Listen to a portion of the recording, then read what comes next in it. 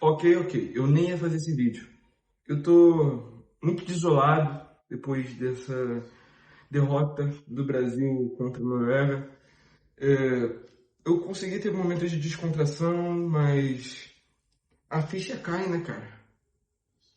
A ficha cai. O Brasil caiu nas oitavas de final para a Noruega. 2 gols do Haaland. E aqui não vai ter muita edição e tomara que eu queime a língua no futuro.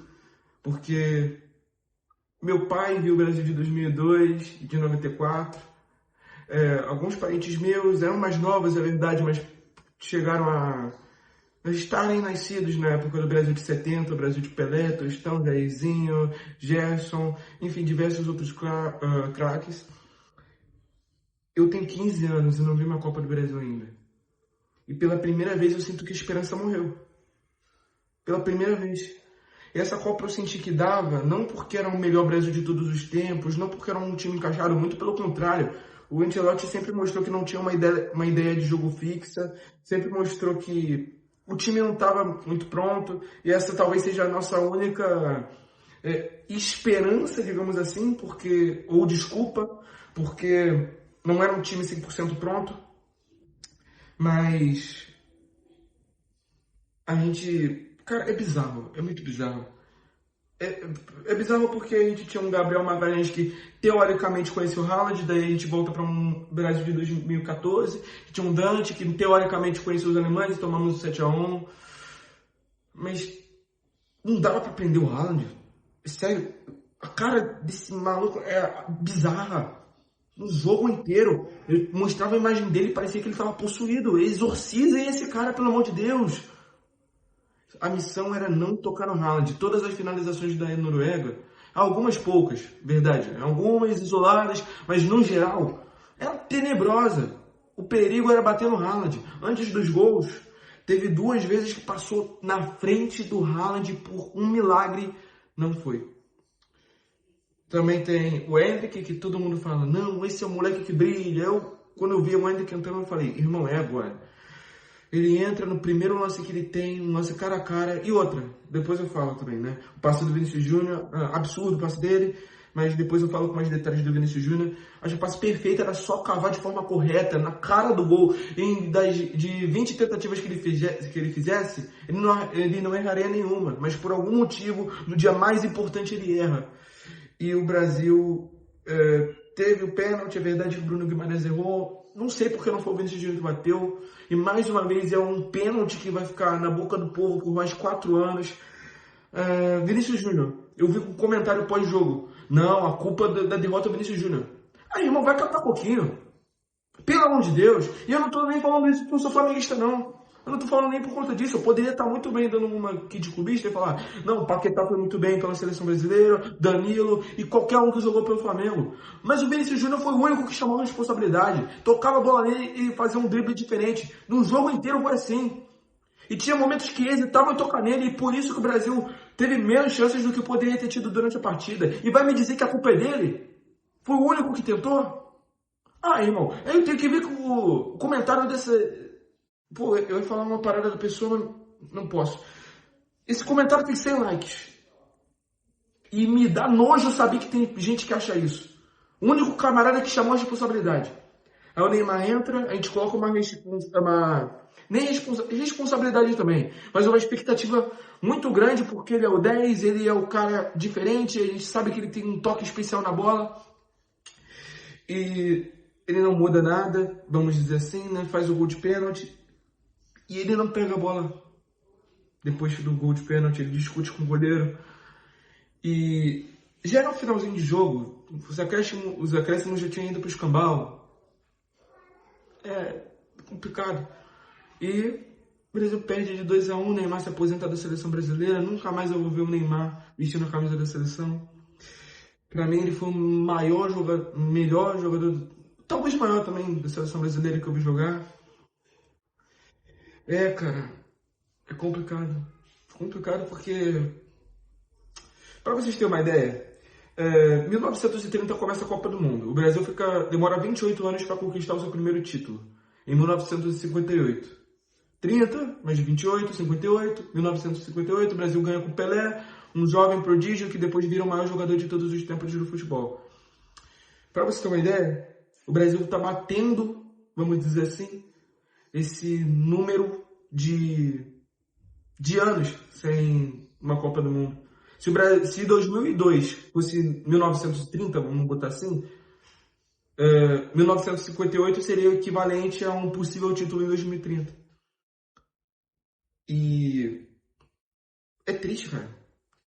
Eu nunca vi o Brasil ganhar um título. Nunca vi.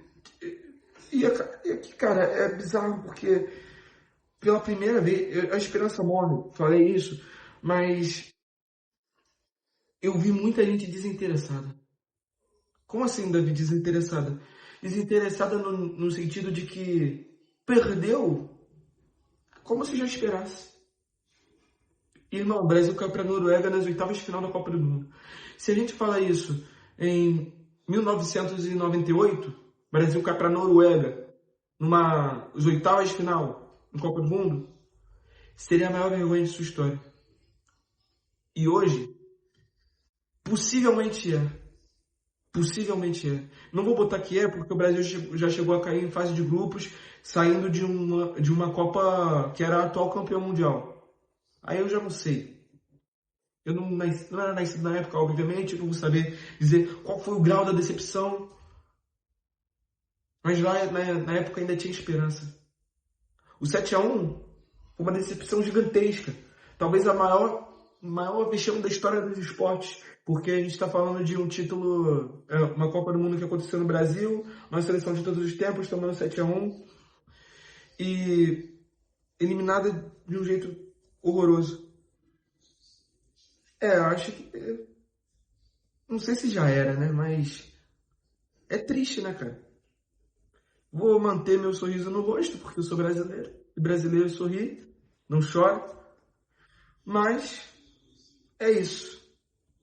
A gente está 2006, 2010, 2014, 2018, 2022 e agora 2026. Sem ganhar uma Copa do Mundo sequer. É difícil. É difícil. Eu não sei se eu tô rindo porque é um nervoso absurdo ou se... Não sei também, cara. Não sei também. Espero um dia ver o Brasil campeão. Não sei se daqui a 4 anos, 8 anos, 40 anos, 80 anos, não sei. Mas me preocupa, tá? Me preocupa muito. Se o meu pai demorou para ver um Flamengo multicampeão, eu acho que tô demorando muito para ver um Brasil multicampeão, né? Não dá. É isso, torcedores. É isso sobre essa Copa do Mundo de 2026, sobre o Brasil. Vou tentar trazer tudo sobre as outras seleções. Aqui é uma cobertura que eu tentei fazer um pré-jogo no jogo da Noruega, não consegui fazer. Muitos compromissos e tal. Mas deixe seu like se você gostou do vídeo, se inscreva no canal, aperte o sininho das notificações, compartilhe. Eu não sei se você vai querer compartilhar esse vídeo, mas tudo bem, né? É isso. O Brasil é eliminado de mais uma Copa do Mundo, com o seu 10, com esperanças mortas. E aí outra, né? As seleções africanas botaram mais... Não só as africanas, mas do mundo inteiro, como Bangladesh, Índia, Cabo Verde, que a gente apoiou tanto quando enfrentou a Argentina. Talvez de outros países, mas que eu não vou me recordar agora. Angola. A África como um todo apoiou muito o Brasil. Então eu não peço. Então eu peço primeiro, por último, desculpas a vocês. Desculpas por botar tantas expectativas, porque eu não vou dizer que o Brasil morreu. Eu não quero acreditar nisso. Ah, Davi, mas é verdade. Eu não quero acreditar. Eu não quero acreditar que a maior seleção de todos os tempos morreu. Fênix, eu não vou falar Fênix, é uma história que ronda muitas outras, que é de renascer nas cinzas, a gente não sabe nem se isso vai acontecer, a situação está bizarra. Mas me desculpa por botar tantas esperanças em vocês. A gente vai continuar amando vocês muito, porque se o Brasil dependeu de Portugal para ter cicatrizes, eu acredito que o Brasil dependeu muito da África para ter uma identidade. né? A África tem toda uma história com o Brasil que nunca será apagada e tudo mais.